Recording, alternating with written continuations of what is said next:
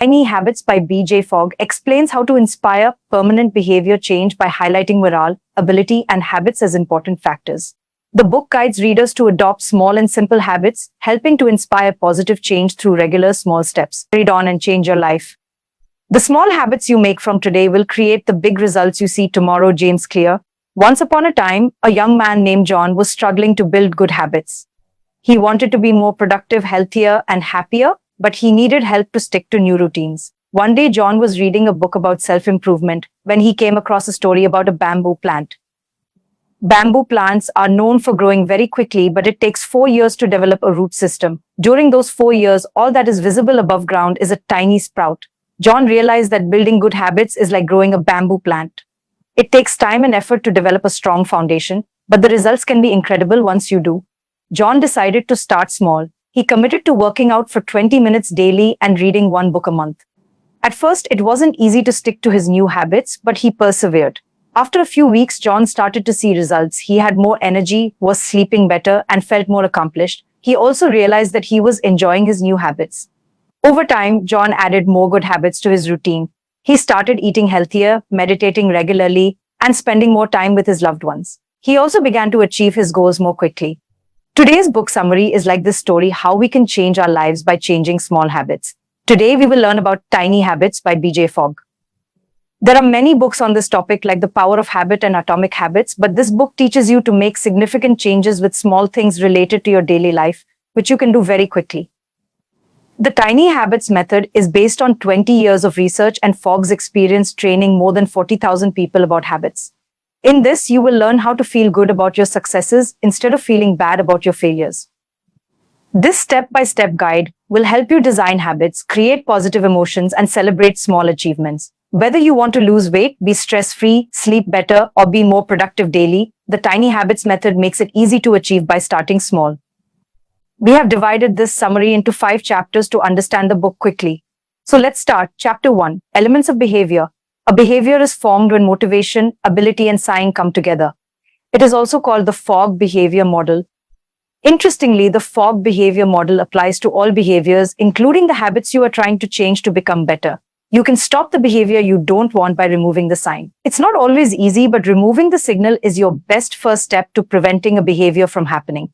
The main thing is that the easier it is to perform a behavior, the greater the chances it will become a habit. Let's say you want your employees to arrive on time for your weekly team meeting, but they consistently arrive a few minutes late. Many managers get upset with this behavior, fine them, or scold people who come late so that they can motivate them to come on time next time. This also happens in our personal life. We want to adopt a specific behavior but are unable to do so. So you can do this by adopting these steps. Create an anchor for that behavior. Develop the ability to do that behavior. Increase motivation to do it. Start with a sign to solve the problem of being unable to adopt a behavior for yourself or others. Ask employees who come late to meetings, do you have any reminders to go to the discussion on time? Ask them to find a good reminder or sign if they don't have one. With this, the problem can be solved quickly. Just design an excellent sign. If this doesn't work, move on to the next step. See if people have the ability to behave that way. Ask your late employee what makes it difficult for them to arrive at the meeting on time. Perhaps their last session ends at the same time as yours, so it takes time to freshen up and come. This tells you that it is a problem of ability, not motivation. Therefore, work on their abilities to make it easier to attend the meeting on time. Most people believe that to perform any behavior, you first need to pay attention to motivation. The first step is to create a sign or reminder. If this does not work, then build the ability, and if this also does not work, then move towards motivation. You can give some reward for motivation. But remember, motivation will help only for some time. In the long run, the first and second methods will work more effectively. Let us understand this with an example. Suppose you asked your young daughter to buy religious books and posters on her way home from college. You think I have told her, so she will bring the sign when she comes. She comes home from college, but still needs to take your poster board. You get upset and explain how much you need that poster board. Your daughter says, sorry, I will bring it tomorrow. But the next day, no poster board came. Like most normal people in this situation, you can get angry at her, punish her by not driving the car for the next few days, or scold her by saying that she can't be trusted with things like this. She is very careless. Ultimately, you motivate her not to repeat this mistake next time through these 3 methods. But as you know, this behavior will not have a good effect on your relationship. Let's repeat this story and imagine you can solve this problem. Don't be upset when your daughter comes home without a poster board on the first day. Go into problem-solving mode and think, Did you give her some hints to remind her to buy the poster board? No, you just thought she would remember, but she didn't. So give her a hint to remember the next day. Ask her to make a reminder or a sign, like making a to-do list note on your daughter's phone or calling her while coming back from college and reminding her. She will bring you a poster board with a smile when you implement this troubleshooting method in your behavior the next day. If you apply this method, you'll find that it helps you stop blaming yourself. Let's say you didn't get up early this morning as expected. So this method enables you to stop blaming yourself for your lack of willpower or motivation. Instead, set an alarm or similar reminder to wake up early or go to bed on time in the evening. This will help you know you have something to motivate you. What was it that triggered that? And it is also used to break bad habits. Suppose you want to end the practice of watching TV, so it will be tough to see it when it is unplugged or in another room, because now you have to carry it down the stairs and plug it in to watch. Let's say you've been struggling with your body weight for years. You may have been made fun of for being overweight. In such a situation, first, do not focus on weight loss. Create habits that are tied to something small. When you start doing that small thing, your motivation starts increasing. In this way, your willpower will strengthen by first building your skills. We often want to adopt a new behavior or change the current one, but we often need to get the desired success. For those situations, I have good news. The behavior design set gives you specific steps to solve this simple problem. What was making the behavior challenging to do? You will often find that your lack of behavior is not a motivation issue. You can easily do this by finding a good sign or making the behavior more straightforward. Chapter 2. 3 ways to make behavior easier. 1. Increase your skills. When you are better at something, it becomes easier to do it. Therefore, by developing skill, you can increase the capacity to do that habit. To improve your skills, do online research, ask for suggestions from a friend, or take a related class and repeat that behavior repeatedly. If you want to develop the habit of keeping clean, read The Life-Changing Magic of Tidying Up, the world's best-selling book that teaches you about cleanliness. With this, you will learn practical ways to keep your house clean. Thus, increasing your skills means hiring a voice coach who will tell you to do any task even when you don't feel like it. 2. Arrange good tools and resources. To make your new behavior comfortable, have as many necessary tools and resources as possible. Remember, it won't become a habit if a behavior frustrates you. Arranging the right tools to make your behavior easier means making sure you feel like cooking. So that could be anything from a comfortable knife for the kitchen to more comfortable shoes for running in the morning. The author's friend Molly is an excellent example of how tools and resources can motivate change. Since Molly was 10 years old, she struggled to maintain her healthy weight. And this problem continued till she was young because she overeats junk food. Although Molly wanted to cook home-cooked food, preparing food took a lot of time and hassle, so she had to eat from outside. One day, Molly went to a friend's house and saw her using a tool with a flat frame and an adjustable blade. Her friend chopped whole carrots into a salad bowl in about 10 seconds with no wobbly cutting board or dull knives. It felt like magic to Molly. She asked her friend, "Wow, what is that thing?" It was a mandolin. This tool made it easier for her to chop vegetables. So she cooked at home on holidays for the next few weeks and now cooks daily. A year later, she told the author that she was happier, more energetic, and more productive than ever. Most importantly, she now asks, how can I make this easier? So that even when she lacks the motivation to cook, she still eats healthy home-cooked meals. You don't have to buy fancy kitchen tools every time, but learn from Molly and buy the necessary tools to make it easier as per your habit and adopt new things with a flexible mindset. This way, you can do the work more productively in less time. Due to this, it will become easier to do. The motivation to do it next time will increase, and by doing it again and again, that behavior will become your habit. 3. Make behavior small. Making behavior small is the basis of tiny habits. There is a surefire way to make any task more accessible, which means making a goal of completing a small part of your new habit while doing what you feel is just a little. I could have finished it now. For example, if you want to walk 3 kilometers daily, your first step is to wear running shoes. That initial step becomes your small behavior and begins your new habit. The purpose is to start with just one crucial step in achieving the desired behavior. Say to yourself, I don't want to walk. I have to wear my shoes every day. Wearing those shoes will change your thinking. Suddenly, walking will seem more straightforward than it appeared before. Most days, you'll head out the door and walk around your area after putting on your shoes. This is a way to turn small initial steps into big habits. While doing this, remember, take your time to make this small behavior big. If you wear shoes but don't run someday, that's okay too. But remember to wear shoes every day. When this behavior becomes comfortable, the behavior moves towards walking, running, and so on, becoming comfortable with each habit. This will strengthen your confidence that you can always take action, no matter how your motivation fluctuates. Once the water started cooking, it seemed foolish not to add the porridge, and she made her breakfast most days by adding it. In this way, she became comfortable with each step and formed a new habit. But if she ever felt rushed or distracted, she would turn the burner on and off and complete that day's task because the starter step was the only behavior she had incorporated into her daily routine. Starter step is a mental motivation. Doing such a small step continuously keeps you motivated internally to do the next step. Because by consistently doing just one small behavior, the momentum it creates in you often takes you to the next step with less friction. You have to remember this. Don't get demotivated by not being able to have any more significant habit other than your small habit.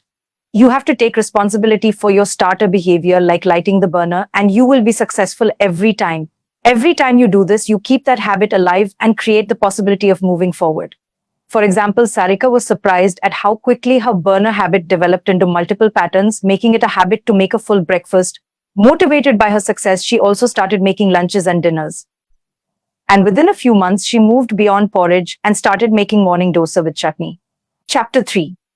Identify your anchors. Anchors mean some behavior in your daily life immediately before or after which you will make your new desired habit.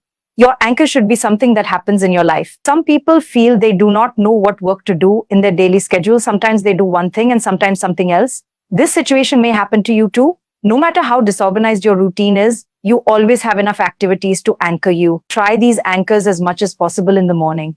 The author found in the research that our routine is usually more fixed in the morning. At this time, most of the things happen that we typically do daily. Therefore, morning is like fertile soil for developing new habits. Our schedules easily get disturbed as the day progresses, and once one program is broken, the other also gets broken. For example, due to starting work late, more focus goes on work, and habits made to stay healthy during the day are avoided. Coming back late from the office, you take pizza instead of cooking dinner. In this way, you can make your habit of using anchors in your morning, afternoon, and evening. Do this in your morning routines. I'll do it after my feet hit the ground in the morning. After sitting on the bed, I will do this. After I turn off my alarm, I'll do this. After I go to the toilet, I will do this. After I flush the bathroom, I will do this. After I turn on the shower, I'll do this. After I brush my teeth, I'll do this. After I brush my hair, I'll do this. After I make my bed, I'll do this. After tying my shoes, I'll do this. After I turn on the coffee maker, I'll do this. After pouring myself a cup of coffee, I'll do it. After I put my dishes in the dishwasher, I'll do this. After feeding the dog, I will do this. After I put the key in the ignition of my car, I'll do this. Do this in your midday or afternoon routine. After hearing my phone ring, I'll do it. After I hang up the phone, I'll do this. After having a cup of coffee, I will do this. After clearing my inbox, I'll do this. After coming from the bathroom, I will do this. Do this in evening routines. When I reach my doorstep after office, I will do this. After I put my bag down, I'll do this. After I sit down to eat, I will eat this. After I put my dinner utensils in the dishwasher, I'll do this. After I turn on the dishwasher, I'll do this. After I turn off the TV, I'll do this. After I put my head on the pillow, I'll do it. In this way, find anchors according to your schedule. And after that anchor, do a small behavior related to your desired habit. Once you have several anchors, look carefully at the new pattern you want to develop to associate your new routine with the most suitable anchor. Chapter 4. Emotions create habits. There is a direct relationship between how you feel when you perform a behavior and your likelihood of repeating that behavior in the future. For a long time, people have believed in the old myth that repeating things creates habits, but while doing so, remember that this is just recycling old thoughts. If you haven't done anything different, how can the results differ? Keep this in mind when you design your behavior to form a habit. Just think about how Instagram and Snapchat take advantage of this. Once you've taken a photo, the app makes it easy to use filters. Yeah.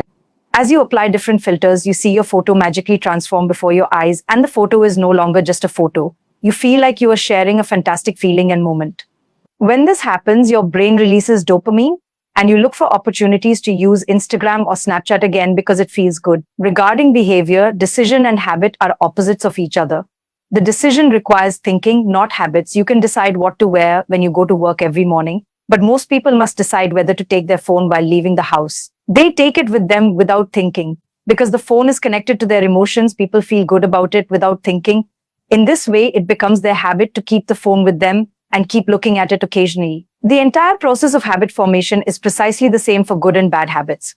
For example, if an announcement is made today that eating cake is prohibited after 2 o'clock tonight because it is not suitable for health, so your brain won't care because it still wants the pleasure of eating the cake. Similarly, many behavior we do not like or know are unsuitable for us, but we do not stop doing them because they are connected to our emotions. Like using mobile phones, playing video games, etc. Your brain's reward system is more influenced by feelings and less by what society calls good and bad. As humans, we are deeply connected to emotions, so most of our habits are a mix, some of which we want and a lot of which we don't. The good news is that you can control it. We already have the option to use our brains to feel good and change behavior. You can adopt your desired habit and feel like a winner. Chapter 5. Use celebration to build habits. Celebration is the best way to create a positive feeling in your new habits. It is available to everyone. Celebration teaches us how to be good to ourselves. But before mixing habit celebration techniques with everything you've heard about celebration, understand this. Celebration activates your desire for reward. Let's say you commit to running every day for 2 weeks, then at the end of those 2 weeks, you reward yourself with a massage. This reward is good for you because this massage will benefit you in the future. Here, your massage will become a motivation, not a reward. Simply put, the reward should be a good experience directly related to your behavior that increases the chance of that behavior occurring again. Give a tip either during your behavior or as soon as possible after to improve your ability to do that behavior again, because at that time, the happy hormone called dopamine is released very rapidly in our brain. This means that to form a habit, you have to develop those good feelings quickly. A natural and deeply felt celebration will give you the superpowers of forming habits. If you need clarification about what might work for you, put yourself in these situations and see how you respond. This will let you know about your natural ways of celebrating. Use that natural process to add a spark to your new habits. When you read these situations, don't think or analyze too much. Just allow yourself to respond. Dream job, you apply for your dream job in your favorite company. Reach the last interview round. The hiring manager says, "We will email you our decision." The next day, you get an email from the manager with the joining letter. What do you do at that moment? Office scenario, imagine yourself sitting in the office. You have a piece of paper and the dustbin is in the room corner.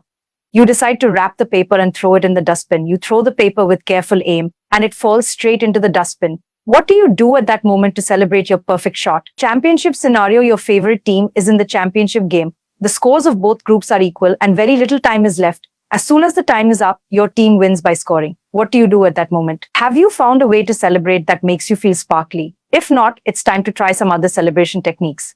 Here are some celebrations you can try. These include those you can do in the middle of a crowd or the privacy of your home. Say yes, laugh openly, listen to your favorite song, dance, clap your hands, nod your head and celebrate. Congratulate yourself. Imagine the crowd clapping for you. Take a deep breath, snap your fingers, burn crackers. Look up and make a V with your arms. Smile and tell yourself, "I got this." Friends, let us repeat what we have learned so far so that it can be remembered easily. 1. To change an old bad habit, remove the associated sign. And in the same way, to adopt new behavior, put up a sign reminding you to do it. 2.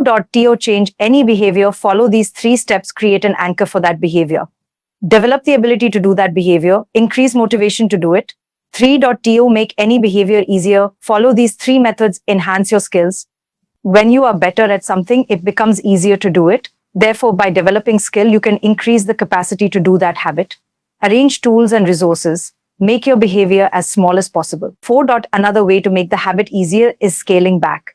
Just scale down the behavior you want. For example, you want to develop the habit of reading books. So the startup step will be just opening the book and the scaling back will be just reading 1 paragraph.